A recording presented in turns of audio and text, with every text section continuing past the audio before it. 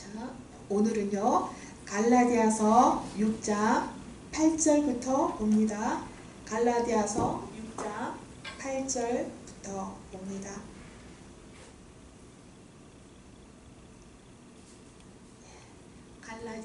갈라디아서 6장 8절부터 오늘은 아마 18절이 끝인데 거기까지 다 하면 갈라디아서 6장이 다 끝날 것 같아요.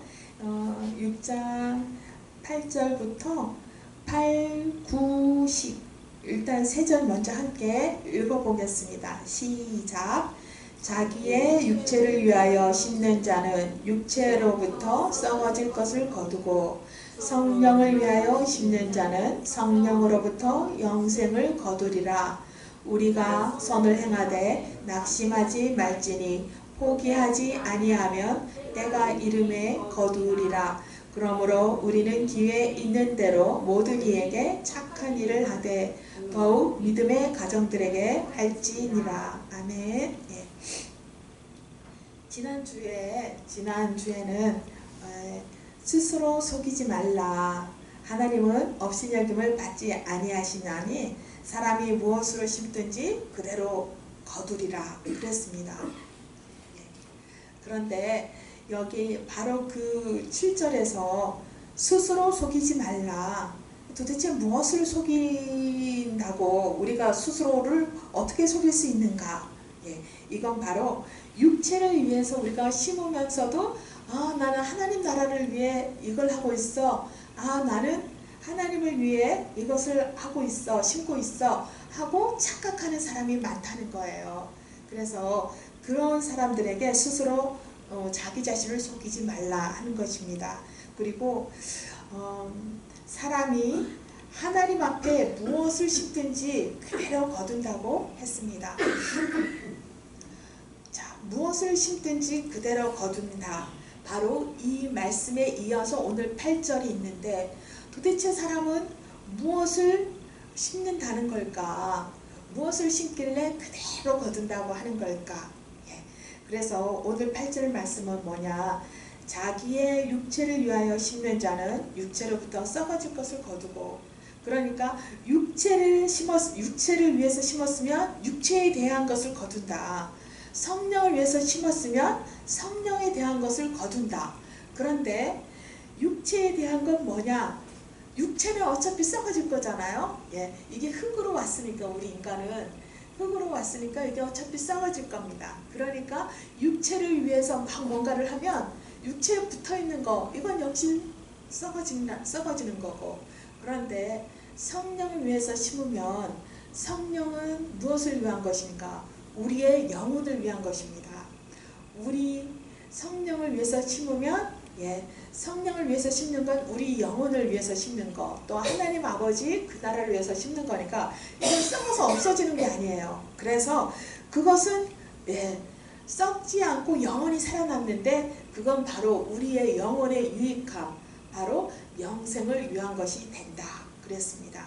그래서 우리가 일생을 살다 보면 도대체 육체를 위해서 심을 것인가 아니면 하나님 나라를 위해서 성령을 위해 심을 것인가, 이 두 가지 싸움을 하면서 우리가 평생 살게 돼 있어요. 왜 이 평생 이런 싸움을 우리가 벗어나지 못하느냐? 다 이유가 있습니다.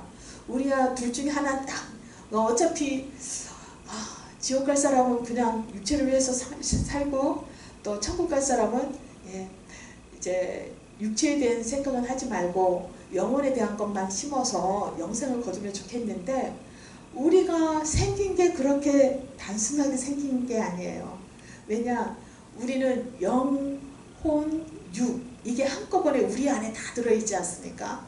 겉은 깨지기 쉬운 질그릇같이, 또 이게 시간이, 우리의 육체라는 건 시간이 정해져서 시간이 지나면 이 육체가 사실 소멸이 됩니다. 없어지는 거예요. 또 썩어집니다. 그런데 이 육체만 있는 게 아니라 우리는 이 육체 안에 보배로운 것을 담고 있습니다. 보배로운 건 뭐냐? 그리스도를 담은 우리의 영혼을 갖고 있습니다. 육체 안에 우리의 영혼이 있는데 그 영혼은 썩어지지 아니하고 또 하나님을 알 수 있고 하나님과 계속 교제를 할 수 있는 부분이 우리의 영혼입니다.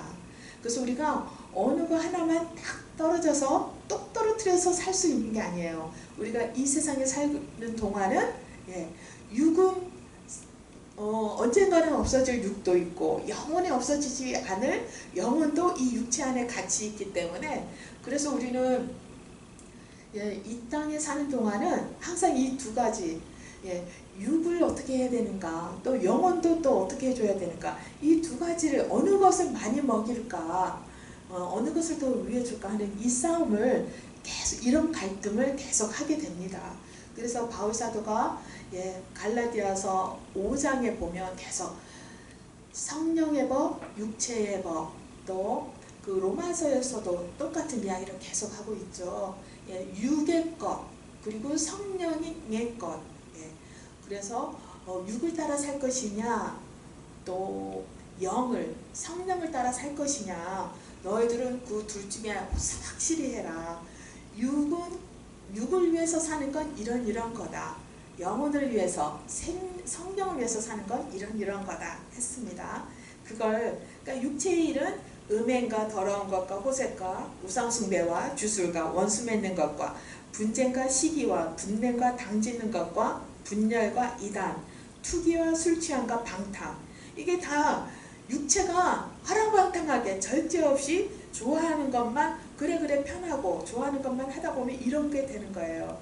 그런데 성령의 법, 성령이 좋아하는 거는, 성령의 의미는 뭐냐? 사랑, 희락, 화평, 오래 참음, 자비, 양선, 충성, 온유, 절제, 이런 것이 또 성령의 법이었습니다. 그런데 우리가 이 두 가지 사이에서 갈등하면서 살 수밖에 없는 게, 이 육체의 소욕, 육체가 원하는 대로 하고 싶은 그 마음, 육체를 사랑하는 마음과 또 하나님 아버지를 알고 성령께서 기뻐하는 그 마음, 그리고 성령께서 우리에게 막 부어주는 은혜가 있잖아요. 그걸 느끼고 그걸 따라가려고 하는 이 마음이, 이게 우리 한 사람 안에 들어있기 때문입니다. 그래서 우리가 복잡한 존재라는 게, 단순한 존재가 아니라는 게, 우리가 예수님을 알면 무엇이 살아나느냐? 영이 살아납니다. 하나님을 아는 그 부분이 영인데, 예수님을 안다고 해서 우리 육이 막 튼튼해지고 육에 확 살아나는 게 아니라 영이 살아납니다. 그래서 영이 살아나서 우리가 영이 하나님을 알고 교제하게 되고, 그런데 육은 옛사람 그대로예요. 우리의 영은 살아나서 새로운 옷을, 의의 옷, 새로운 피조물이 되는, 고린도 후서 5장 17절 보면 뭐라고 했느냐? 그런즉 그리스도 예수 안에서 우리는, 너희는 새로운 피조물이라. 보라, 이전 것은 지나갔으니 새 것이 되었도다 했습니다. 우리가 어떻게 새 것이 되었느냐? 우리의 육은 새 것이 될 수가 없어요. 우리의 육은 새 것이 될 수가 없고 그냥 옛사람 그대로인데, 근데 영은 하나님을 알아서 새로워질 수 있습니다. 새로 태어났습니다. 그래서 보라, 새 것이 되었도다. 그리스도 예수 안에서는 새로운 피조물이라. 그래서 새로운 피조물이 됐습니다.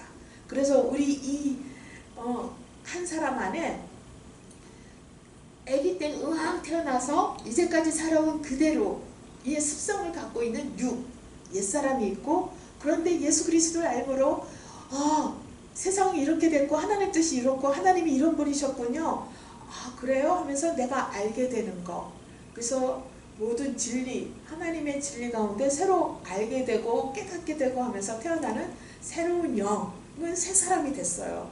그래서 옛사람과 새 사람이 저 안에, 우리들 안에 같이 있으므로 옛사람이 좋아하는 걸 하고 싶을 때도 있고 새 사람이 좋아하는 걸 하고 싶을 때도 있고, 이건 우리가 죽을 때까지 이 갈등과 이 싸움은, 영적 투쟁, 영적 전쟁은 계속되는데 언제까지 하느냐? 하나님 심판대에 갈 때, 하나님 심판대에 갈 때까지 계속되는데, 우리가 하나님 심판대에서는 무엇을 보느냐? 너가 옛사람, 육체가 하는 대로 살았구나. 아니면 너가 영이 새로운 창조물이 된 다음, 피조물이 된 다음에 이렇게 영이 좋아하는 걸 많이 먹이고 성령이 원하는 걸 많이 했구나. 바로 옛사람과 새사람, 예, 육이 좋아하는 것과 성령께서 좋아하시는 것을 어느 걸 내가 취하면서 살았는가. 이것이 쭉 우리 인생살입니다. 인생 살면서 그걸 어느 걸 더 힘쓸까 하다가 하나님 앞에 갔을 때 성적표로 육을 위해서 살았어요? 아니면 성령의 법을 위해서 살았어요? 나의 새 생명 주신 걸 위해서 살았어요? 이걸 보이는 겁니다. 예.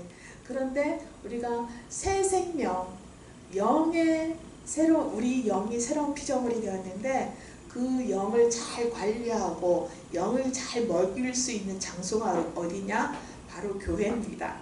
교회에서 우리가 하나님 말씀 듣고 예배를 드릴 때 새 생명, 우리의 새 사람, 새 피조물이 필요한 모든 영양분과 은혜, 우리가 은혜 없으면 안 되는데 그 은혜를 받을 수 있는 게 교회 안에서 예배할 때 여러 가지 교회 안에서 할 때 그때 우리가 새 생명의 양분을 막 먹고 그래서 새 생명이 자라나니까 그리스도 예수의 장성한 분량까지 우리가 자라나도록 그렇게 하나님께서는 그렇게 우리를 초대하시는 겁니다.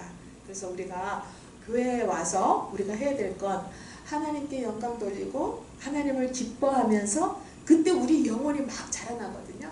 그러면서 우리가 속사람은 바로 우리 영혼을 얘기하는 거예요. 그 영혼이 장성해지는 거예요. 장성하다는 건 커간다는 거죠. 애기, 교회 다닌 지는 오래됐는데 맨날 애기로 있는 게 아니라 이제 딱딱한 음식도 먹게 되고 이제 점점 커져서 웬만한 거 보면은 시험 들지도 않고 또 하나님 뜻 안에서 고난이 와도 아 이런 뜻이구나. 하나님이 이 고난 가운데 또 나에게 이런 걸 바라시나 보다. 너끈히 이길 수 있는 다 어른이 된 믿음이 있어서 영혼이 커진 그런 사람이 되기를 하나님께서는 원하시는 것입니다. 그래서 육체를 위해서 많이 먹여주고 육체를 위해서 심는 자는 육체로부터 썩어질 것을 거두고, 그러니까 육체를 위해서 심는 건 어떤 걸까요? 눈에 보이는 것이겠죠. 예, 좋은 옷 입고 좋은 거 먹고 또 그게 다 일단은 육이 좋아하는 거, 편안한 거, 육이 욕심내는 거, 사랑하는 거, 그걸 했을 때 육체를 위한 건데 그것도 우리 사람 눈에는 얼마나 귀한 것 같이 보입니까? 세상 사람들이 제일 좋아하는 거잖아요. TV만 키면 맛있는 음식이 너무 중요하다 보니까 요즘에 요리사가 1등 신랑감이 되는 그런 시대가 됐습니다. 요리사 천국이에요. 그래서 웰빙 시대라는 게 참 좋은 말이긴 한데 너무 사람이 육을 웰빙 잘 살게 하는 데만 하다 보면 우리가 그런 세상 사람들의 생각을 너무 많이 따라가다 보면 세상 사람들과 똑같이 나의 육체가 좋아하는 것만 나도 좋아하고 그것만 취하게 됩니다. 하지만 우리는 세상 사람들이 모르는 거, 바로 세상 사람들이 모르는 성령을 위해서 심고 그걸 더 사랑하고 애쓰는 그런 사람이 될 수 있습니다. 그래서 바로 그런 사람은 무엇을 거둔다고 했냐면 8절에 보니까 바로 성령을 거두려고 하는 사람들은 영생을 얻으리라. 마지막에 거두는 게 영생이라고 했습니다. 그리고 우리가 참 재미있는 게요. 그 8절을 보면 육체를 위하여 심는다. 또 성령을 위하여 심는다. 이랬습니다. 어떻게 말할 수 있냐면 우리가 당신이 무엇을 심습니까? 이렇게 묻는 게 아니라 또 무엇을 육체를 심으면 뭐하고 성령을 심으면 뭐하고 이렇게 말하는 게 아니라 육체를 위하여 심는다. 성령을 위하여 심는다. 이렇게 말했어요. 자, 이건요. 이런 것 같아요. 너희가 무엇을 심느냐? 잘 들여다봐라. 이렇게 말하지 않고 너희가 무엇을 위해 심고 있는가? 이렇게 묻고 있는 거거든요. 그렇다면 우리가 심는 게 큰 것을 심든 작은 것을 심든 비싼 것을 심든 값어치가 시시한 걸 심든 이건 하나님 앞에서 별로 중요한 게 아니라는 거예요. 무엇을 심는가가 중요한 게 아니라 무엇을 위해서 심느냐, 이게 중요하다는 걸 8절이 은근히 말하는 것 같아요. 예. 큰 것을 심든 작은 것을 심든 간에 당신은 무엇을 위해 심고 있습니까? 육체를 위해서 심고 있나요? 아니면 영혼, 하나님이 기뻐하시는 성령을 위해서 심고 있나요? 그러니까 큰 거나 작은 거나 비싼 거나 값싼 것을 심거나 그게 중요한 게 아니라 도대체 썩어질 육을 위해서 심느냐 아니면 영원한 하나님의 것을 위해서 심느냐. 내가 하나님의 것을 위해 심고 있는가 아닌가. 작은 거를 해도 이렇게 물 한 컵을 고사님이 다리가 아프고 추운데도 또 일찍 와서 이렇게 물을 해줍니다. 준비해 주는데 이게 크고 작은 행동이냐 큰 행동이냐 이게 아니라 이게 주의 종을 사랑하는 거, 그 마음, 또 그게 왜 제가 뭐 이뻐서 잘나서 저를 사랑하겠습니까? 하나님 일을 하고 하나님 앞에 쓰임 받으니까 그걸 내가 인정하니까 하나님을 위하는 그 마음 때문에 이렇게 해주는 거잖아요. 그렇기 때문에 큰 거든 작은 거든 그게 하나님 앞에는 중요한 게 아니라 바로 하나님을 기뻐하는 마음, 하나님을 위하는 마음으로 해주면 그게 하나님 앞에는 굉장히 귀하다는 거예요. 그래서 우리가 어떻게 보면 큰 거, 막 무슨 교회를 다 지어서 하나님께 다 드리고 이게 하나님 앞에는 값어치 있는 게 아니라 작은 걸 하더라도 아니면 적당히 큰 걸 하더라도 하나님을 위하는 마음으로 하늘 나라를 기뻐하는 마음으로 하면은 그게 이 딸이 이 아들이 무엇을 위해서 무엇을 기뻐하는 마음으로 했는가 하나님께는 그게 관심이 있다는 거예요. 그래서 우리가 삶이 아주 단순하고 내가 가진 게 별로 없을지라도 우리가 하나님을 사랑하고 하나님을 위해서 뭔가 작은 거라도 해드리고 싶다는 마음이 있다면 우리가 다른 사람 눈에는 다른 사람이 겉으로 눈치 못 챌지 몰라도 하나님 보시기에 굉장히 위대한 사람, 하나님이 어마어마하게 사랑하는 사람이 될 수 있습니다. 그래서 가끔 천국에 갔다 오는 분들이 뭐라고 간증하냐면 천국에 갔더니 내가 다니는 교회가 아주 큰 대형 교회인데 천국에 갔더니 내가 아는 유명한 권사님이나 전도사님은 하나도 없고 누가 있느냐?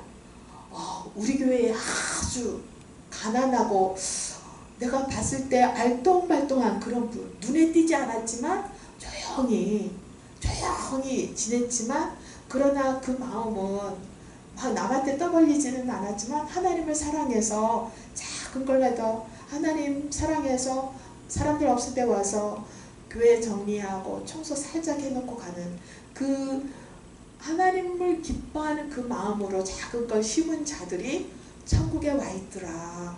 그리고 막 유명한 목사님, 사람들의 어떤 사랑과 관심을 많이 받고 또 교회에서 유명한 어떤 장로님 큰 일을 해내고 이런 분들이 의외로 천국에서 찾아봤는데 별로 없더라.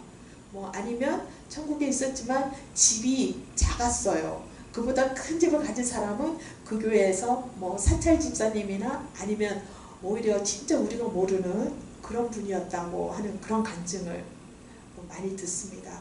옛날에는 천국 지옥 간증을 하는 분도 많았고 그런 것도 많이 들었던 것 같은데 요즘은 그런 거 진짜 없어요. 그쵸? 참 없는데 그 대신 제가 가끔 말씀드릴게요. 그랬습니다. 그래서 목사님들이 그런 간증 듣고 깜짝 놀라서 야 잘못하다가 우리가 천국 가서 개털모자 쓰고 있겠다. 우리 교회에 있는 집사나 이름 없는 성도들은 면류관 쓰고 있을 때 유명한 목사 나는 교회 천국 가서 개털모자 쓰고 창피하게 돌아다니는 거 아니냐? 그러면서 이제 분발하자 막 그런 얘기도 옛날에 목사님들이 우스갯소리로 많이 하셨는데 요즘은 천국과 지옥에 대한 그 관심부터가 많이 식어진 것 같아요. 자, 이렇게 무엇을 위해서 심느냐가 무엇을 심느냐보다 무엇을 위해서 심느냐가 중요한데 하나님 앞에는 그런데 구절을 보니까요. 하나님께서 원하시는 심는 태도가 있습니다. 심는 태도가 어떤 게 있느냐 하면은 하나님을 심을 때 중요한 걸 심고 큰 걸 심어서 그게 중요한 게 아니라 하나님께서 보시는 건 방법과 심을 때 하나님을 위해서 심을 때도 방법과 태도가 중요하다고 하신 거예요. 9절 보니까 우리가 선을 행하되 낙심하지 말지니 포기하지 아니하면 때가 이르면 거두리라 했습니다. 그러니까 심을 때 뭐가 중요하냐? 태도가 인내심을 가지라는 거예요. 낙심하지 말라. 이거는 꾸준히 하되 결과가 빨리 좋은 결과가 눈에 보이지 않더라도 실망하고 낙심하지 말라. 인내심을 갖고 꾸준히 해라. 낙심을 한다는 건 하나님이 기뻐하지 않으십니다. 왜 낙심하냐? 믿음이 떨어지면 낙심하는 거예요. 믿음이 떨어지면, 믿음이라는 건 뭐냐? 하나님이 반드시 해주실 거야. 내가 믿음을 갖고 하나님이 하라는 대로 하고 있으면 하나님이 해주실 거야. 이 믿음을 갖고 있는 게 중요한데 이 믿음이 떨어져 버리면 실망이 들어오고 낙심이 들어옵니다. 그래서 낙심하지 말라. 이거는 끝까지 믿음을 가져라 이 말입니다. 그리고 끝까지 믿음을 가지고 인내하라 이런 뜻이고요. 그런데 어떤 이 인내하는 태도로 믿음을 가지고 어떤 방법을 가지고 심으라는 거냐면 착함을 가지고 선을 행하라는 거예요. 착함을 가지고 선을 행하라. 선을 행하라. 너희들은 심는데 그냥 심는 게 아니라 성령을 위해서 심는다는 게 뭐예요? 하면은 바로 9절에 보면은 나온 겁니다.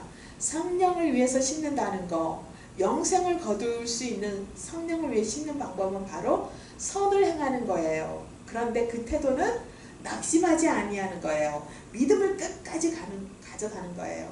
그리고 착한 마음으로 믿음을 가지고 끝까지 하다 보면 어떻게 되느냐? 포기하지 않으면 때가 이름에 거둔다. 때가 이른다는 건 하나님의 뜻하신 그 때가 오면 내가 원하는 때 내년까지 내가 원하는 때가 아니더라도 하나님이 원하는 때가 이르면 내가 낙심하지 않고 있으면 거둔다는 겁니다. 우리가 심는 것 중에 제일 좋은 거는 어떤 걸까요?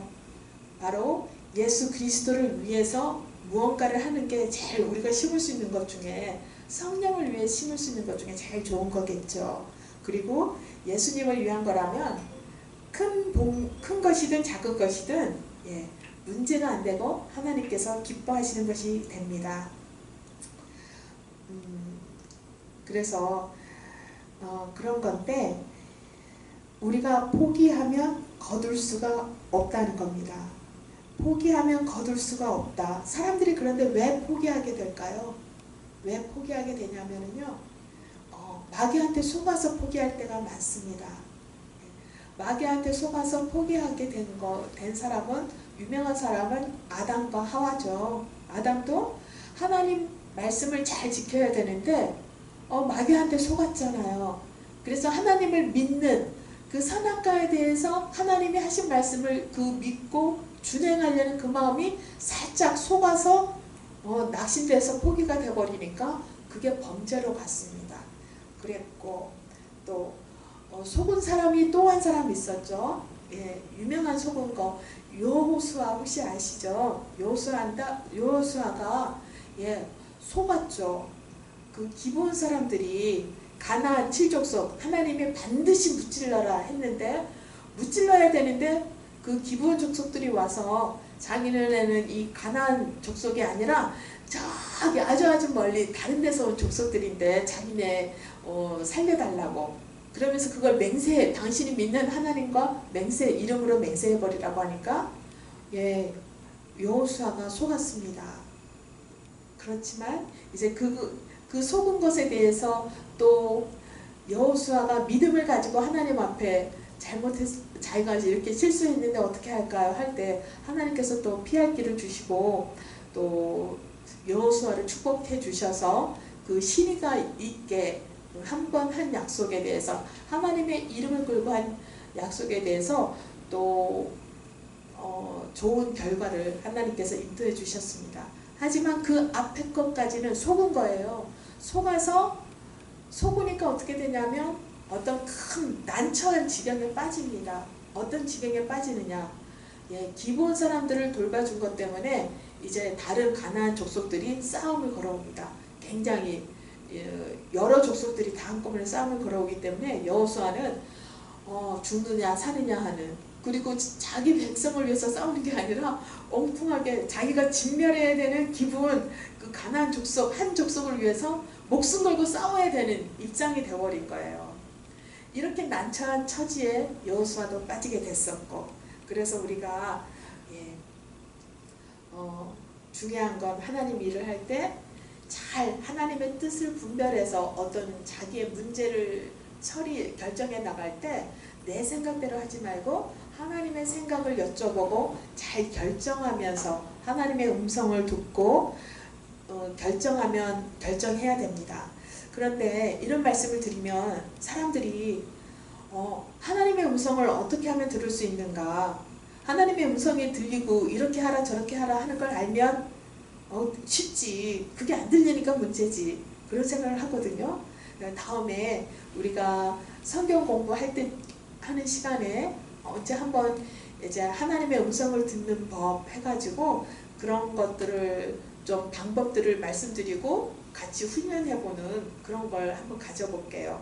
일단 우리가 사실은 교회에서 하나님의 음성을 잘 듣고 그런 것 잘 들을 수 있는 어떤 방법도 훈련을 시켜줘야 되는 거예요. 그래서 나중에 한번 그런 거 같이 공부해 보기로 하고, 그런데 우리 삶 속에 정말 하나님의 양이면 내 음성을, 나의 양은 내 음성을, 주인의 음성을 안다고 했어요. 그래서 우리가 항상 우리가의 주인 되시는 주님의 음성을 듣고 생활하고, 중요한 건 그렇게 하나님의 음성을 듣고 기도하고 결정하려고 그런 태도가 쭉 돼 있어야 됩니다. 그래서 하나님의 뜻대로 행하는 것이 선을 행하는 겁니다. 이렇게 선을 행하되 낙심하지 말라. 하나님이 원하는 때가 이르면 반드시 그대로 좋은 열매를 거둔다 이랬습니다. 그리고 10절 보니까 우리는 또 어떤 식으로 살아야 하느냐, 기회가 있는 대로 모든 사람에게 착한 일을 하되 더욱 믿음의 가정들에게 할지니라 그랬습니다. 기회가 있는 대로, 그러니까 이거는 항상 착할 수 있으면 항상 착하도록 하자. 그리고 교회 다니는 사람에게만 착할 것이 아니라 모든 사람에게 착한 사람이 되도록 하자. 그런데 더욱 믿음의 가정들에게 할지니라, 이거는요 교회 안에서 더욱 잘하자 이랬습니다. 제가 예전에 젊은 때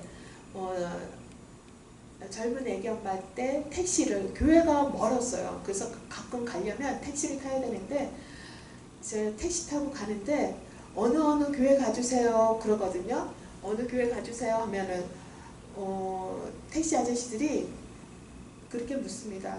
거기를 왜 가시나요? 그 교회 다니세요? 네. 이 밤에 왜 가시나요? 하면 밤에 거기에 항상 기도하는 시간이 있어서 그래서 기도하려고요. 지금 좀 이따 기도회 시작해요. 그러면 그러시냐고 하면서 그때부터 교회 다니는 사람 욕을 하는 기사 아저씨들이 좀 있어요. 그런데 욕을 하는데 가만히 보면 이런 얘기가 대표적이에요. 뭐라고 얘기하냐면 우리 친척 중에, 그러니까 예를 들어서 뭐 형수님이 교회 다니시는데 명절에 한번 우리 애들 데리고 형수님 집에 가면 너무 짜대요. 우리 애한테 용돈 하나 안 주고 명절에 어쩌다 1년에 한 번 만나서 인사하고 뭐 그렇게 하면 설날이나 추석 때 만나겠죠. 그러면 용돈 한 번 안 주고 그렇게 짠데, 그런데 자기가 진짜 화가 나는 건 교회에 가서 또 자기네 구역 식구들한테는 그렇게 손이 크다는 걸 자기가 알고 있대요. 비싼 거 사서 먹이고 헌금도 많이 하고, 그런데 자기네 애들한테는, 친척들한테는 그렇게 야박하게 한다고 그런 얘기를 막 하더라고요. 그럴 때 저는 어떻게 하냐면요, 맞습니다. 맞습니다. 맞고요. 이렇게 해요. 왜냐하면 우리가 그런 모습이 있거든요. 그리고 그 아저씨가 그렇게 느꼈을 때는 그런 모습이 있는 거예요. 그런데 그걸 가지고 아니에요. 그리고 막 같이 핏대 올려봤자 그 아저씨의 분한 게 누군가를 통해서는 좀 풀어져야 교회에 대해서 억울한 마음이 풀어질 텐데 내가 그냥 그걸 받아주는 사람이 돼야겠다 해서 맞습니다. 교회 다니는 사람이 그런 면이 좀 있지요. 네, 제가 봐도 좀 심할 때가 있어요. 그렇게 해서 일단 달래줘요. 그러면 아저씨들의 태도가 확 달라져요. 아니 뭐 그렇다고 막 그렇다는 게 아니라 좋은 사람도 있지요 하면서 말이 달라집니다. 이렇게 사람은 그 마음을 한번 그 사람 입장에 대해서 받아주려고 하면은 좀 사람 마음이 녹아지더라고요. 그리고 그런 모습이 좀 우리들한테 있잖아요. 그래서 저는 어떤 생각을 하냐면 이렇게 명절 때나 또 친척들 또 친척 되는 먼 아이들이라도 만났을 때 교회 다니는 사람들은 오히려 친척들한테도 더 잘해줘야 되는 그런 사람이구나. 그리고 더 잘해줘야 되겠다. 그런 생각을 많이 했습니다. 그런데 오늘 말씀 보니까 뭐라고 했냐면 모든 이에게 착한 일을 하되 더욱 믿음의 가정들에게 할지니라. 이 말씀이 꼭 그 비유에 합당하다고는 볼 수 없어요. 그런데 이 말씀을 보면 좋은 일들을 하고 좋은 열매를 나누는 걸 멀리 가서 찾지 말고 먼저 세상 사람들보다는 자기 믿음의 가정은 자기 구역 식구도 들어가는 거죠. 자기 교회 식구들에게 먼저 그렇게 할지니라. 그러니까 어떻게 보면 그 기사 아저씨가 불평했던 그 형수님이 어떻게 보면 조금 비유가 약간 좀 맞지 않은 부분이 있다고 할 수 있지만 좋은 것을 나누고 자기 교회 식구들에게 잘하는 거 그거는 참으로 옳은 그 태도라고 볼 수 있습니다. 자 11절 봅니다. 내 손으로 너희에게 이렇게 큰 글자로 쓴 것을 보라 했는데 내 손으로 글자를 크게 써서 했다. 이건 무슨 말이냐면요. 바울 사도가 지금 편지를 쓰는데 자기가 내 손으로 직접 편지를 썼다는 거예요. 바울 사도가 이때만 해도 바울 사도가 눈이 나빴어요. 눈이 나빠서 큰 글자로 글씨를 썼습니다. 눈이 잘 안 보였나 봐요. 그리고 보통 때는 다른 편지들을 보면은 대필이라고 해서 이제 자기 뭐 디모데나 디도 이런 사람 아니면 다른 사람들한테 시켜서 내가 부를 테니까 받았어. 우리나라도 옛날에 많이 받아쓰기 시켰잖아요. 그렇게 한 것처럼 불러서 썼는데 지금 이 갈라디아서는 바울 사도가 직접 쓰고 있다는 걸 얘기하는 거예요. 내 손으로 직접 쓴다. 그런데 내가 눈이 나쁘지 않니? 그래서 글씨를 크게 이렇게 내가 직접 이렇게 정성 들여서 갈라디아 교인들을 사랑해서 이렇게 내가 직접 쓰고 있는 거야. 그 증거는 큰 글씨로 내가 눈이 나빠서 큰 글씨로 쓴 거 보면 내가 쓴 거 알겠지. 내가 얼만큼 너희들을 사랑하는지 알겠느냐 하는 그런 재밌는 표현입니다. 12절에 보니까 무릇 육체의 모양을 내려 하는 자들이 조금 어려운 부분이에요. 잘 보세요. 억지로 너희들에게 할례를 받게 함은 그들이 그리스도의 십자가로 말미암아 박해를 면하려 할 뿐이라. 이게 혼자 읽을 때는 무슨 말인지 잘 모를 수 있습니다. 이제 잘 설명드릴게요. 육체의 모양을 내려 하는 자들 이거는요 할례를 받는 거예요. 할례는 이제 남자 성기의 그 귀두의 포피를 벗겨내는 거예요. 그러니까 이 벗겨내고 할례를 받는 걸 이제 바울 사도가 조금 다르게 뭐라고 표현했냐면 육체의 모양을 뭔가 육체에다가 표시를 해서 모양을 내려고 한다 이렇게 표현한 거예요. 육체의 모양을 내려하고 하는 자들 이걸 다른 말로 하면 할례를 받게 하려는 자들이 억지로 너희들에게 할례를 막 그렇게 강요하고 있는 건 받아라 하는 건 그들이 그 목적은 뭐냐? 그리스도의 십자가로 말미암아 박해를 면하려 한 뿐이라. 이 말이 표현이 좀 이상한데 이런 거예요.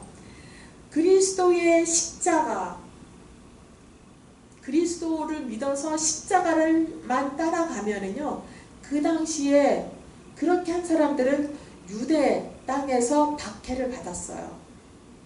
왜냐? 그리스도 예수를 따르는 사람들을 박해했어요. 그런데 너희도 예수를 믿는 사람이야? 하고 박해해요. 그래서 옛날에 바울 사도도 옛날에는 그리스도를 믿는 사람들을 죽이려고 막 쫓아다녔잖아요.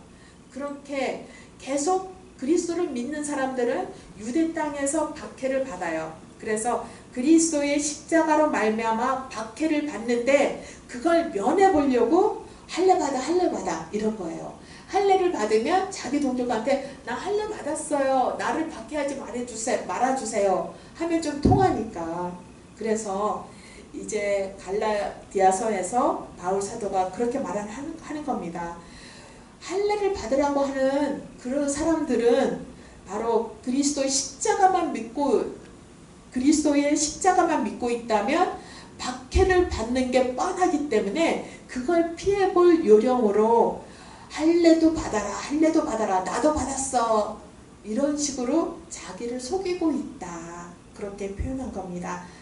이해가 되시죠? 예.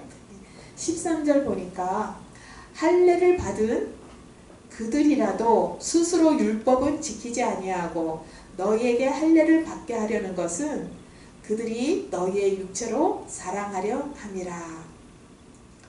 할례를 받은 그들이라도, 그 사람들이 할례를 받았으면 그러면 율법을 잘 지켜야 하지 않느냐. 율법을 중요시하니까 생각하니까 할례를 받았잖아요.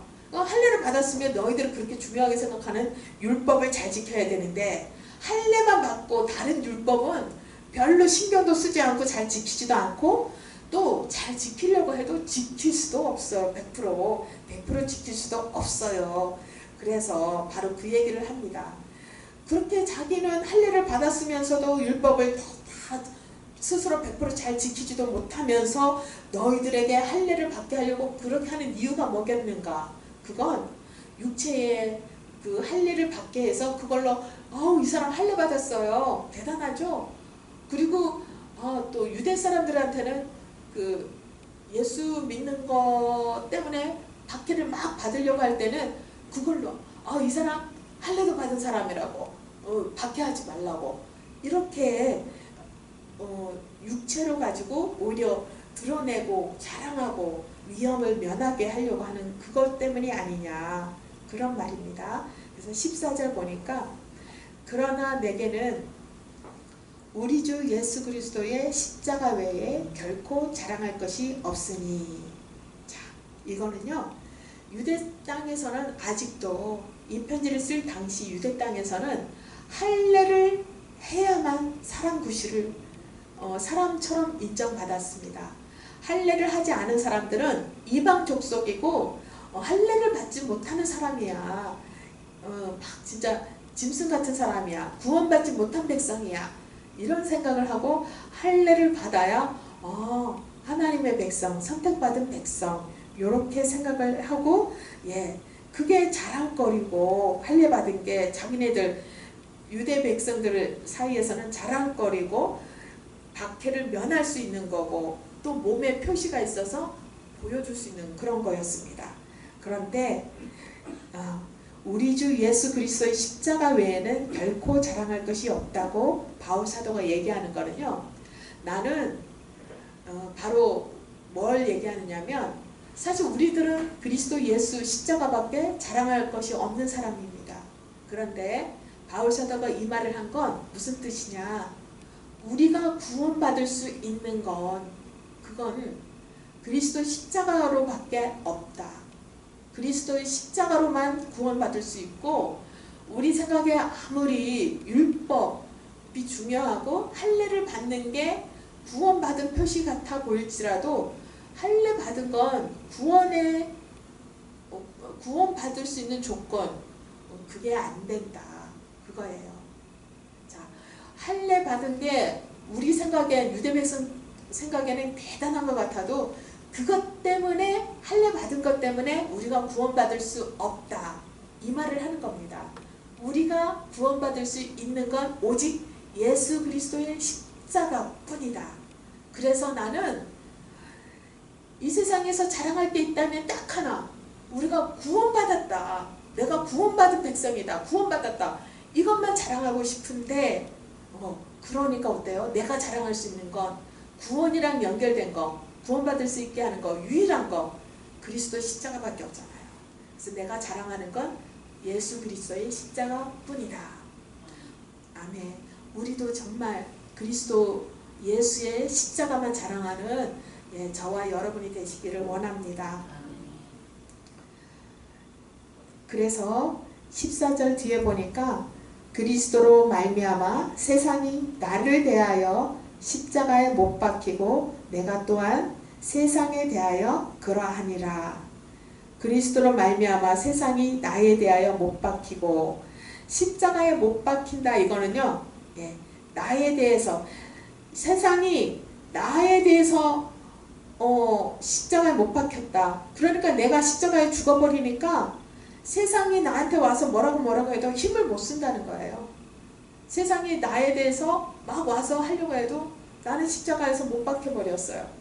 그래서 세상이 나에게 힘을 못 쓰고 또 내가 세상에 대하여 그러하니라. 이 말은 뭐냐? 나도 세상을 십자가에 못 박아버렸어요. 그러니까 나도 세상을 막 사랑하고 세상에 대해서 뭐 힘 좀 쓰고 잘하려고 해도 그럴 수가 없어요. 나도 십자가에 세상을 못 박아버려서 나한테 세상이 남아있지 않아요. 여기서 십자가에 못 박았다는 거는 죽어버렸다는 뜻이에요.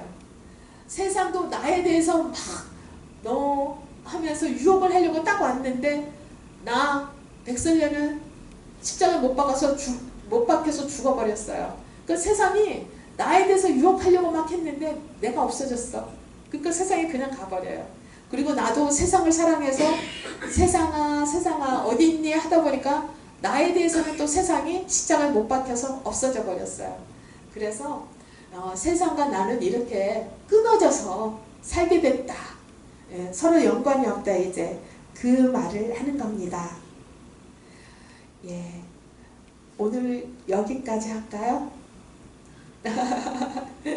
힘드시죠? 15, 16, 17, 18절 남았는데 오늘 무리해서 다 해버리면 우리들은 좋은데 다른 분들 다음에 와서 언제 다 끝났지? 섭섭해하실 것 같아요. 살짝 남기고 다음에 이걸 마저 하고요. 이 다음 갈라디아서 끝나면 골로새서 하겠습니다. 골로새서 하고 그 다음에 빌립보서 이런 식으로 해서 이제 서신들을 조금씩 다 보면서 바울 사도가 우리에게 무엇이라고 말하고 있는가, 바울 사도가 말해주는 것들이 기독교 정신의 근간입니다. 기독교의 믿음의 핵심이 바울 사도가 하는 말이기 때문에 그걸 한번 살펴보도록 하겠습니다. 오늘 갈라디아서 오늘 말씀 들었는데 오늘 쭉 보니까 뭐가 중요한 것 같아요? 오늘 말씀 보니까 육체를 위해서 심지 말고 성령을 위해서 심는 자가 되어야겠다 이거 있죠. 그리고 선을 행하되 낙심하지 말고, 그리고 성령을 위하여 심는 자는 영생을 거둔다 그렇게 했습니다. 또 쭉 와서 보니까 정말 귀한 말씀, 우리 주 예수 그리스도의 십자가 외에 결코 자랑할 것이 없으니 그렇게 했습니다. 그리고 나는 세상에 대해 못 박히고 또 세상도 십자가에 못 박혔다. 서로 그렇게 바라보고 서로 죽었구나 하면서 살라는 거예요. 사실 우리가 이렇게 살기가 쉽지 않죠.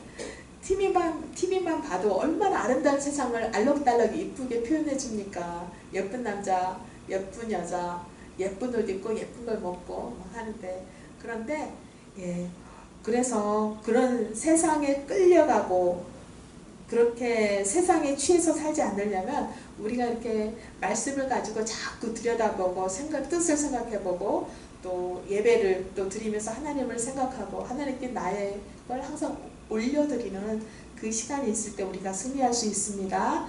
예, 하나님의 것을 위해서 성령을 위하여 심어서 항상 영생을 거두는 자로 승리하는 저와 여러분이 되시기를 축원하고 또 소망합니다.